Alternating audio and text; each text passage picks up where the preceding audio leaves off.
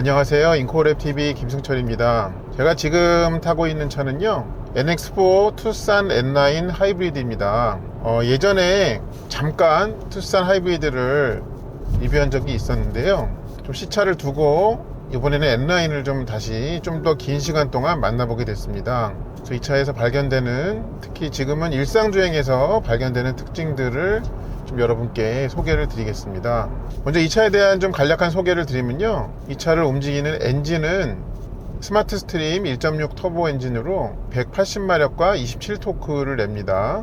거기에 이 44.2kW, 그러니까 마력으로 60마력에 해당되는 전기 모터를 가지고 있고요. 그리고 그 모터의 토크는 킬로그램으로 환산을 하면 역시 26.9에 해당이 돼서 엔진과 거의 비슷한 수준의 토크량을 가지고 있습니다. 그리고 그 두 개의 동력원이 6단 하이브리드 전용 변속기를 통해서 앞바퀴를 구동시킵니다. 지금 이 가운데 에너지 흐름도를 보시면요, 지금 계기판에 EV라고 적혀 있기 때문에 전기 주행 모드죠. 그래서 대략 지금 80km 정도의 속도인데도 불구하고 엔진은 켜지 않고 전기 모터로만 주행을 하고 있습니다. 엑스에서 발을 놓으면 역시 또 회생제동으로 배터리로 전력을 보낸다는 뜻을 표시를 하고 있어요. 그러니까 지금 보면은 이 80km 정도까지는 수월하게 엔진을 켜지 않고도 주행하는 것이 가능하다는 게 확인이 된 거죠. 근데 이제 하이브리드 차들을 보시면은 웬만한 주행 상황에서는요, 배터리를 완전 충전하지도 않고 완전 방전하지도 않고 요 가운데에서만 이렇게 오르락 내리락 하는 그런 충방전 사이클을 보여주고 있죠. 네, 이 리튬이온 배터리는 그렇게 충방전을 짧게 오르락 내리락 하는 것이 배터리의 수명을 제일 길게 할 수 있는 방법이라고 알려져 있죠. 그래서 이 차도 그렇게 되어 있습니다. 그런데 이 전기로만 주행하는 주행거리 자체는 그렇게 길지는 않은 편입니다. 그럴 수밖에 없는 것이 하이브리드 차들은 배터리 용량이 매우 작죠. 국내에서는 좀 검색이 안 되지만 구글을 통해 가지고 해외에 이렇게 검색을 해보면은 이 투싼 하이브리드의 그 고전압 배터리는 1.49kWh의 용량을 가지고 있다고 해요. 우리가 이제 요즘에는 전기차가 좀 차종이 다양해져서 전기차 배터리 용량의 숫자에 대해서 여러분이 좀 어색함이 없으실 텐데, 전기차들은 최소한 몇십 kWh의 배터리 용량을 가지고 있잖아요. 그거에 비해서는 이 1kWh대의 이 하이브리드의 배터리는 매우 작은 편이지만, 얘는 전기가 어떻게 보면 그 주 동력원이라기보다는 엔진의 효율을 보조하는 개념이라고 봐야 되기 때문에 배터리 용량이 그렇게 클 필요가 없죠. 그러니까 배터리 용량이 작은 데다가 또 충방전 이 사이클도 짧게 충전 방전을 계속 이렇게 반복을 하다 보니까 더더욱 순수 전기 주행 거리가 짧아질 수밖에 없는 것입니다. 이 차는 앞유리하고 이제 그 앞도 유리에 그 이중 접합 차음 유리가 들어가 있어요. 그래서 그것으로 인한 효과는 이렇게 주행을 할 때 확인이 됩니다. 옆에서도 지금 큰 트럭이 이제 지나가고 있는데요, 저 뒤쪽에서는 이 트럭의 소리가 좀 크게 들리던 것이 오히려 이 운전석과 같은 나란한 그 위치까지 왔을 때는 트럭의 소리가 지금도 보면은 좀 더 작게, 그러니까 지금 같이 보면은 이렇게 바로 옆을 지나가면서 앞으로 갈 때에는 트럭에서 발생하는 소리가 더 작아지는 것을 확인할 수가 있죠. 그런 부분이 있습니다. 그리고 이 차는 이제 계기판이 10.25인치, 그 다음에 이 가운데 멀티미디어 모니터가 12.3인치 그렇게 돼 있죠. 마치 계기판의 형상은요, 그 소형 태블릿을 이 앞에다가 거치해 놓은 것 같이 그렇게 안쪽에 푹 들어가 있습니다. 그리고 이 대시보드 윗부분에는 완전히 깔끔하기 때문에 그래서 이 앞쪽의 시야가 굉장히 좋은 편이고요. 그리고 가운데 부분을 보면요, 전체적으로 좀 하이글로스로 돼 있죠. 그래서 어떤 돌출된 형태의, 아니면 이 구획이 구분된 형태의 버튼들은 없어요. 다 이제 터치식으로 이렇게 되어 있습니다. 근데 요 위에 이제 비상등을 배치하면서 얘만 이렇게 독립된 버튼으로 그렇게 해 놓았죠. 그래서 비상등의 위치는 좀 굉장히 좋은 부분이, 보통 이거를 켤 때에는 요 핸들을 잡고 있던 손을 움직여 가지고 해야 되는데, 근데 이 스티어링을 잡았던 오른손과의 높이가 큰 차이가 없어요. 그래서 이렇게 운전하다가 급하게 눌러야 될 때 굉장히 빠르게 찾아서 누를 수 있는 점이 있죠.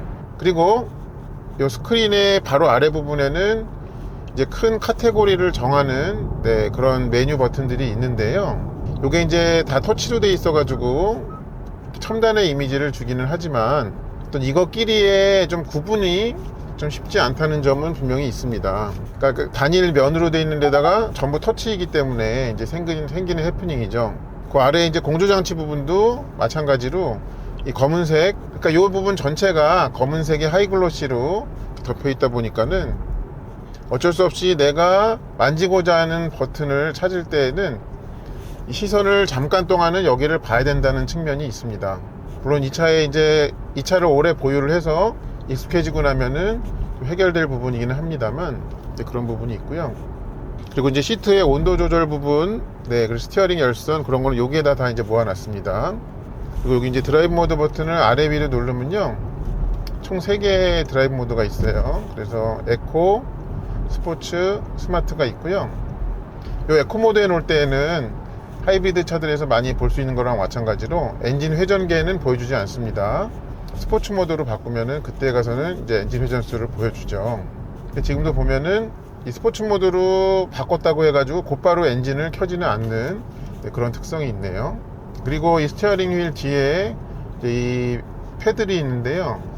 그거는 이렇게 주행 중에 변속을 할 때 이제 사용이 되고요. 아우, 미안하다 야.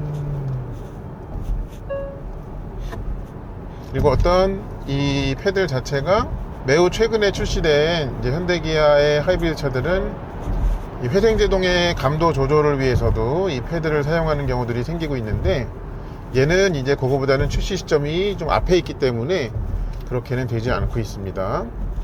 그런데 이 차에서 좀 이렇게 타다 보니까요, 불편하거나 좀 답답하게 느껴지는 부분이 하나가 있는데요. 뭐냐면 요 가운데 이제 무선 충전 패드가 있는데요, 거기에다가 스마트폰을 올려놓으면 스마트폰이 이렇게 스크린이 이 방향으로 이렇게 돼요. 그러니까 여기다가 올려놓고 충전하는 중에는 이 핸드폰의 스크린을 절대 볼 수가 없다는 점이 좀 불편합니다.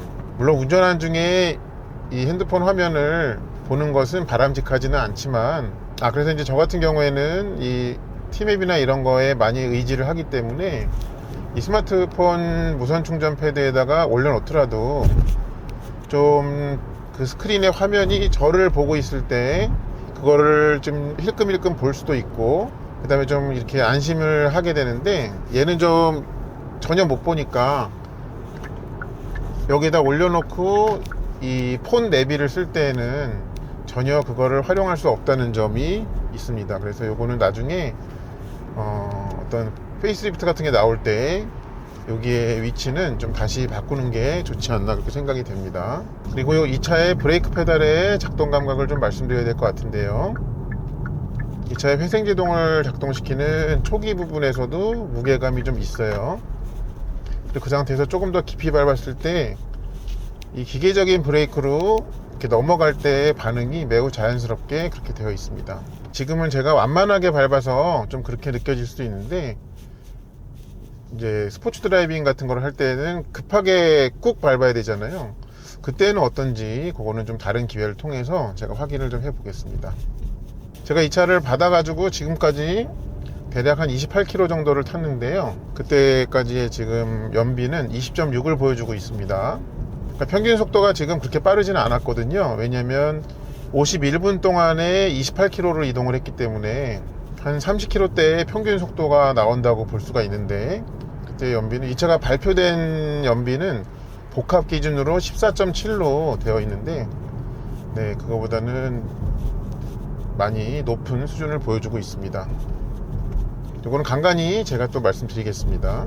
그리고 이 차의 이제 브레이크 페달 작동 특성에서 좀 느껴지는 부분이 있어서 말씀을 드리면요, 이 차는 전기식으로 작동하는 이제 브레이크 부스터를 갖고 있는데, 이렇게 밟아가지고 이 제동력을 높여가는 거 부분에서는 좀 자연스럽다고 느껴집니다. 그런데 이 브레이크 페달을 밟고 있던 발에서 저는 뛰었는데, 그게 실시간으로 좀 띄어지지가 않고, 이 디스크를 잡았던 그 캘리퍼가 그걸 놓는 시점이 약간의 딜레이가 있습니다. 지금도 보면은 브레이크를 밟았다가 이렇게 놓으면 아주 짧은 시간이긴 하지만은 그걸 놓는 그 캘리퍼가 다시 놓는 데 있어서 약간의 좀 시간 차이가 있어요. 그런 점도 좀 확인이 돼서 말씀을 드립니다. 할리라의 할리 맞나?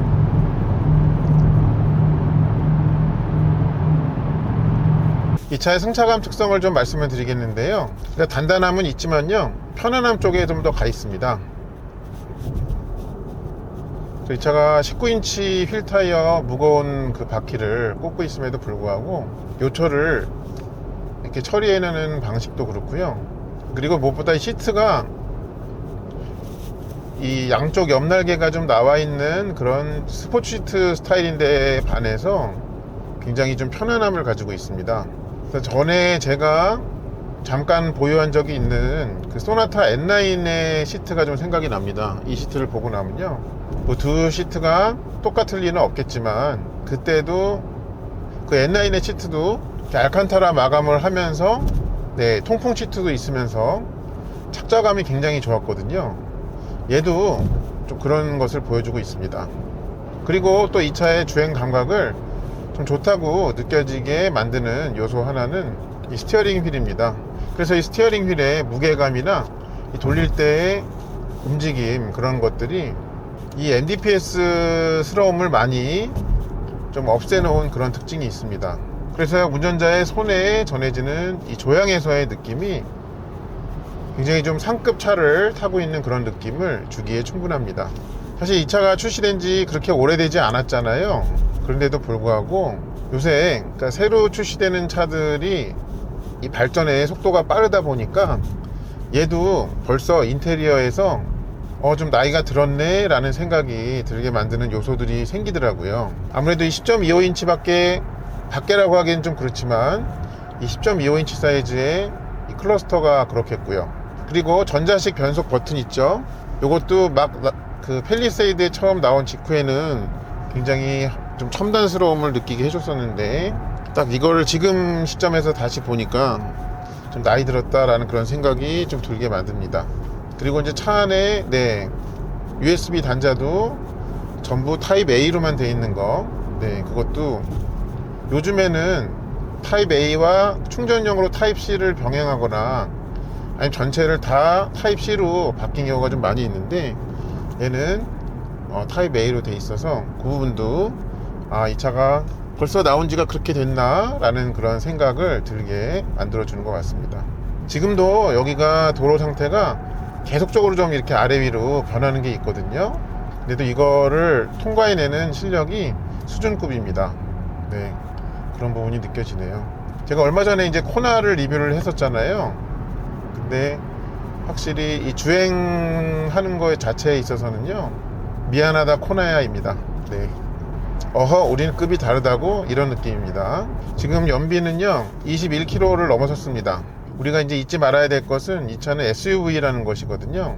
그러니까 1.6 자연흡기 엔진을 쓰는 그 현대 하이브리드 차에 비해서는 얘가 모터의 출력이 더 높잖아요. 그러다 보니까 주행 중에 이 전기 모터의 기여도 또한 같이 올라간 느낌입니다. 그 결과로 이와 같은 수준의 연비를 보여줄 수 있는 것이 아닌가, 그렇게 해석이 가능하겠습니다.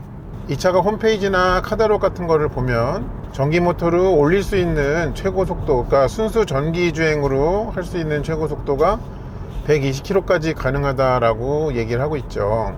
근데 보시는 분에 따라서는 왜 또 그 이상의 속도에서는 그 순수 전기로 갈 수 없느냐는 궁금증을 갖고 계실 수도 있을 것 같아요. 글쎄 저도 뭐 그게 왜 그런지는 뭐 정확한 어떤 현대자동차의 입장 같은 것은 어디에서도 들어본 적이 없지만 구조적으로 좀 그럴 수밖에 없겠다는 생각이 듭니다. 일단은 모터 자체의 출력이 60마력 밖에 안 되죠. 그러니까 120 이상의 속도가 되면 기어는 6단이 되겠죠. 제일 높은 기어 단수인. 그럼 어쨌든 간에 그 이상의 속도를 계속 하려면 이 60마력 밖에 안 되는 전기 모터가 이 SUV를 6단 기어로 더 크게 끌고 가야 되는 거예요. 그러기가 일단 쉽지 않겠죠. 그런 부분이 있겠고, 또 한 가지는 전기차와는 다르게 하이브리드 차들은 배터리 용량이 매우 작기 때문에 그렇게 높은 속도에서 많은 전기 에너지를 쓰면서 주행을 하면 이 전기 모드라는 거를 부르기가 무색할 만큼 그 전기 주행할 수 있는 시간 자체가 매우 짧겠죠. 배터리 용량이 작아서. 그래서 그 두 가지 이유의 결과로 뭐 하려면야 더 그 이상 올릴 수도 있겠지만 이제 120 정도까지도 올릴 수 있다고 이렇게 제한을 걸어 놓은 것이 아닌가 그런 생각이 듭니다. 근데 이제 120도 그게 뭐 항상 아무 때나 원할 때 120까지 오르는 것은 좀 기대하면 안 될 것 같고요. 이 차를 타보면 정말 거리낌 없이 전기로만 주행을 이렇게 막 올릴 수 있는 거는 한 7, 80km 정도까지가 정말 차에 부담 없이 이렇게 수시로 들락날락 거릴 수 있는 그 EV 모드 최고 속도가 아닌가 그렇게 생각이 됩니다. 그러니까 투싼은 N9과 N9 아닌 모델끼리가 그 동일한 트림 기준으로 가격 차이를 보면은 뭐 한 140만원대에서 190만원대까지 그렇게 있더라고요. 그러니까 N9을 선택을 하면 뭐 안과 밖에 많은 부분을 디자인을 변경하거나 하는 것에 비해서는 그 가격은 매우 경쟁력이 있다고 생각은 들긴 하는데요. 근데 이제 개인적인 취향으로는 이 차의 그러니까 N9의 외관 디자인은 그렇게 썩 매력적이라고 생각이 들지는 않습니다. 그리고 특히 이 차의 휠 디자인은 아쉬움이 좀 많이 남기는데요. 그렇지만 이제 실내에 들어가는 추가적인 콘텐츠들은 다 좀 마음에 드는 점이 있어요. 그래서 이 신형 코나도 보면은 N9이 하나의 패키지로 됐잖아요. 그래서 투싼도 나중에 페이스리프트가 된다면 N9을 패키지로 따로 빼는 것이 어떨까 싶습니다. 그 대신에 N9의 익스테리어 패키지, N9의 인테리어 패키지로 좀 둘을 좀 나눠주면 좋을 것 같아요. 그러니까 신형을 베이스로 한 N9의 외관이 좀 이 차만큼 그렇게 뛰어나지 않다는 그런 상황이라면 말입니다. 그러니까 투싼은 이제 N 모델이 따로 없기 때문에 N 라인까지가 이제 나오는 경우인데요. 그런 생각이 들어가지고 좀 말씀을 드려봅니다. 그리고 여기 공조장치의 여러 버튼 중에 다른 차에서는 좀처럼 볼 수 없었던 버튼이 하나 있는데요. 디퓨즈라고 써 있는 버튼이 있습니다. 이게 이제 카탈로그를 보니까는 멀티 에어 모드라고 한다고 해요. 그래서 이제 이 공조장치의 바람을 좀 은은하게 나올 수 있게 바꿔주는 장치라고 합니다. 지금 뭐 오토에 놔뒀기 때문에 이 발방향으로 지금 만약에 나오고 있는데, 자 그럼 이 상태에서 한번 이 디퓨즈를 눌러 볼게요. 누르면 이 바람의 방향 자체는 바꾸지 않아요. 그대로 놔두는데 이 바람의 이 송풍량을 좀 낮추는데요. 보니까 그러니까 이게 그러면은 좀 풍량을 좀 이렇게 마일드하게 낮추는 그런 기능이라고 보면 되겠습니다. 다시 원래대로 하려면은 이제 오토나 그 뭐 이렇게 누르면 되겠죠. 그러니까 좀 이제 우리가 뭐 냉방 바람이나 난방 바람이 직접 몸에 닿는 거를 좀 싫어하는 분들을 위한 그런 기능으로 보입니다. 이 차의 카탈로그나 가격표에는 좀 언급이 안 돼 있는 것 같은데요. 이렇게 조향을 좌우로 돌려보면요, 그 대각선 방향으로 비추고 있는 등이 뭔가 켜져요. 그래서 그거를 좀 보여드리기 위해서 이 조향을 왼쪽으로 돌리면 이 왼쪽 방향에 그 대각선 조명이 추가로 켜지고, 오른쪽 방향이면은 오른쪽으로 돌리면 오른쪽 방향에 그게 켜지거든요. 제가 추가로 그 여러분이 보실 수 있게 왼쪽 헤드라이트 앞에 카메라를 추가를 해놨습니다. 자, 한번 보여드릴게요. 그러니까 이거를 스태틱 밴딩 라이트라고 좀 부르죠. 현대는 이렇게 켜지죠. 지금 또 오른쪽으로 돌리면 그쪽 켜지고요. 네. 그리고 다시 이제 똑바로 하면 둘 다 꺼지고. 그리고 또 재밌는 거는요, 이제 어두운 데서 자동으로 헤드라이트가 켜지잖아요. 그럼 그 양쪽을 보고 있는 그 라이트도 더 켜지더라고요. 아까 어두운 데서 해보니까.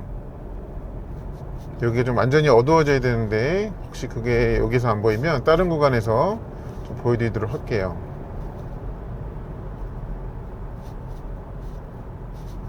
이렇게 보이시죠 지금? 네, 켜졌죠 양쪽에. 그러니까 그게 분명히 정면을 향한 하이빔은 아니에요. 이 오른쪽 방향으로 이렇게 추가로 켜지는 것들이. 네. 그래서 이렇게 양쪽으로 돌아가진 않지만 그 조향하는 방향에 해당하는 그 헤드라이트가 켜지는 게 있다 하는 게 있어서 그걸 좀 보여드리고 있습니다. 조금만 더 보여드릴게요. 왼쪽으로 하면 오른쪽으로 돌리면 이렇게 켜지고,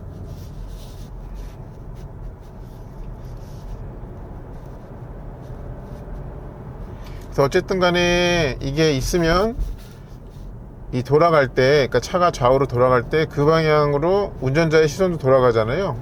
그러니까 운전자의 시선이 머무르는 위치 쪽에 조명을 추가로 해주기 때문에 분명히 야간 운전에 도움이 됩니다.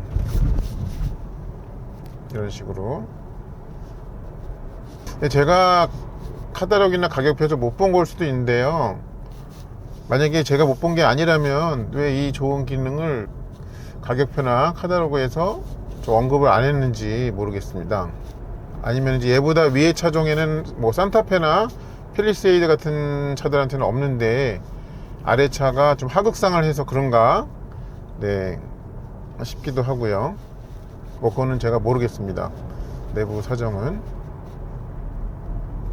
어쨌든 간에 이 조향을 하는 방향에 따라서 켜지는 게 있다 하는 것만 말씀을 드립니다. 자, 제가 이제 이 조향할 때 그 방향으로 이 고정된 라이트가 켜지는 거 말씀드렸잖아요. 근데 이게 후진할 때는 좀 재밌는 양상이 또 생겨요. 뭐냐면, 자, 보세요. 후진을 누르잖아요.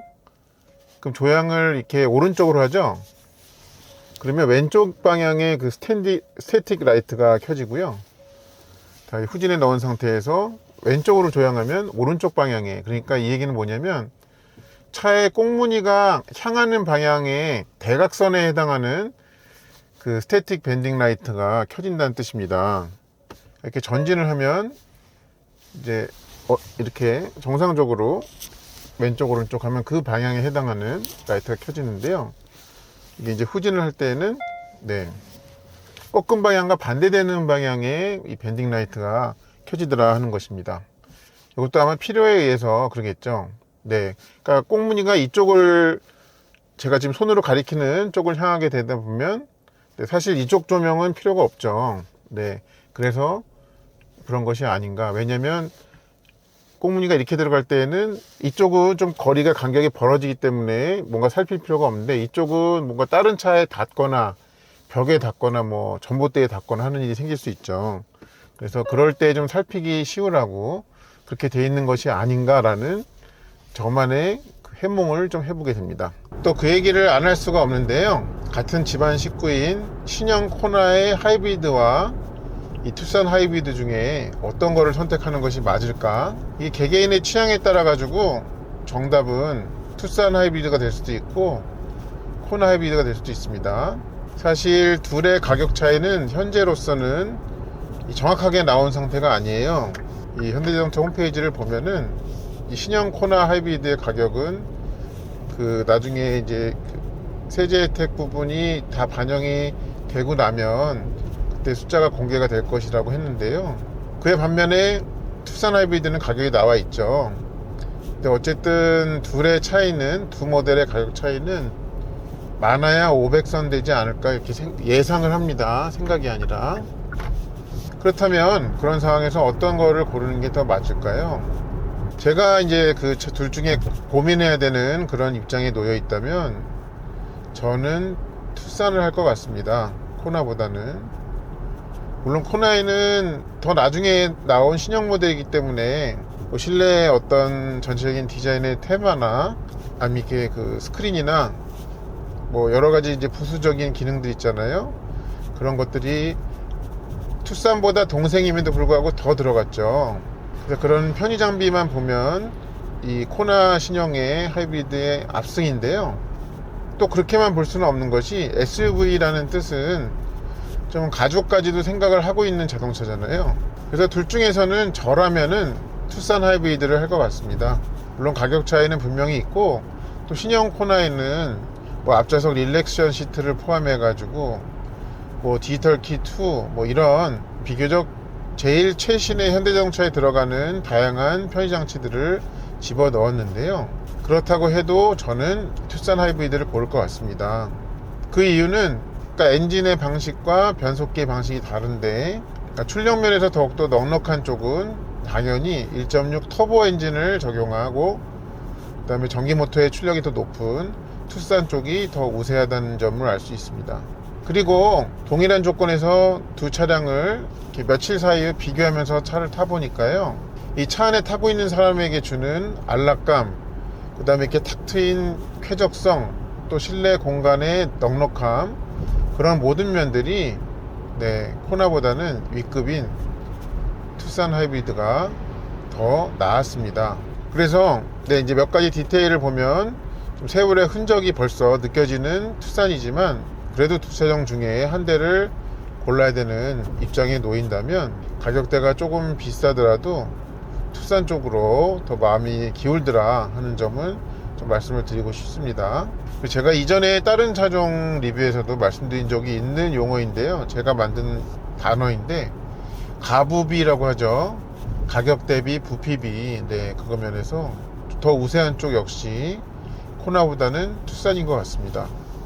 그리고 이 차의 보스 오디오에 대해서 좀 말씀을 드리려고 하는데요, 아마 현대자동차에서 보스를 제일 먼저 적용한 모델은 그 DN8 소나타 아니었나 그렇게 생각이 되는데, 그래서 제가 길든 짧든 보유한 적이 있는 소나타 N9의 보스나 아니면 아반떼 N의 보스나 또 현재 타고 있는 아이오닉 6의 보스랑 좀 비교를 해보면 차이가 있는 것 같아요. 물론 이번에 나온 최신형 그랜저도 보스가 들어가 있지만 걔는 스피커 개수가 더 많기 때문에, 그래서 좀 이렇게 나란히 비교는 대상에서 좀 제외를 했는데요. 그래서 각 차량에 있는 그 스피커 8개와 외장 앰프를 쓰는 이 보스 스피커들끼리를 좀 오디오를 비교를 해보면, 제가 어떤 보스를 타든지 리뷰하는 동안에는, 아니면 또 제 차에서 실제로 그렇게 쓰고 있는데, 고음, 중음, 저음을 좀 설정하는 그 숫자 값이 있습니다. 그거를 똑같이 맞춰 놓고요, 그 다음에 음원도 똑같은 걸 들어요. 그렇게 해보니까 이제 여러 차들 중에 좀 차이가 있는데요, 이 고음 부분에서의 좀 선명함, 그런 측면에서는요, 지금 언급드린 그런 차들보다도 이 투싼이 더 뛰어나게 그렇게 느껴졌습니다. 그 대신에 이 투싼의 보스는요, 원래 이 보스 오디오들이 장기라고 할 수 있는 이 중저음에서의 박력 부분에서는 조금 아쉬움이 남긴 측면이 있습니다. 그래서 얻은 것이 있으면 잃은 것이 있도록 돼 있나 하는 그런 생각마저 들게 만들어주기에 충분합니다. 가끔 이제 전기차 동호회를 보면은 차량에서 보스 오디오를 옵션으로 선택을 했는데 다른 차종과 비교를 하면서 오디오가 별로다, 이런 이제 컴플레인을 하는 경우를 종종 볼 수가 있어요. 근데 또 어찌 생각을 해보면요, 이 현대차에서의 보스 오디오의 옵션 가격이 말도 안 되게 싸죠. 그런 점을 고려를 한다면 이 차가 내는 그 소리의 퀄리티들은 뛰어난 편이 아닌가 그렇게 생각이 듭니다. 하이브리드를 어떤 분들께 권하면 좋을까? 비단 투싼뿐만 아니라 일반적인 하이브리드 차량, HEV 차량들을 좀 어떤 분들께 권할까 생각을 해보던 중에, 우리가 그냥 떠올리기 쉬운 그런 분들 말고 이런 분들께도 좀 권함직한 것 같습니다. 뭐냐면, 언젠가는 전기차로 넘어갈 계획을 갖고 계신데 아직은 이라는 생각을 가지고 계신 분들 또한 많거든요. 그런 분들이 한번 하이브리드를 타 보시면 그 엔진차도 경험하면서 잠깐씩 좀 전기차의 느낌도, 그래서 마치 전기차라는 본편이 나오기 전에 약간씩의 그 장면을 보여주는 예고편 같은 그런 모습을 하이브리드는 보여줄 수가 있거든요. 그리고 어떤 브레이크 페달 조작이나 이런 부분들에 대해서는 이제 전기차에서도 여전히 유효한 방법인 그 회생제동이나 이런 운전법에 대해서 더 익숙해지는 그런 계기가 될 수 있고요. 그래서 그런 분들을 한번 좀 고려해 보시면 어떨까 라는 생각이 듭니다. 자, 그러면 이제 이 투싼 하이브리드에 대해서 좀 총평을 내려봐야 될 것 같은데요, 이 차와 많이 비교되는 동급의 다른 차들과 함께 놓고 보면요, 같은 클래스에서 좀 최고 수준이라고 봐도 무난한 그런 실력을 갖추고 있습니다. 거기서 이제 실력이라고 말씀드린 것은 뭐 달리기 실력뿐만 아니라 이 승차감 아니면은 편의 장비의 종류 이런 모든 것들을 다 고려했을 때 그렇다라는 말씀입니다. 그리고 또 어떻게 보면요, 이 차는 분명히 장르, 그러니까 SUV라는 장르 특성상 패밀리카로 이제 고려 대상이 되는데요.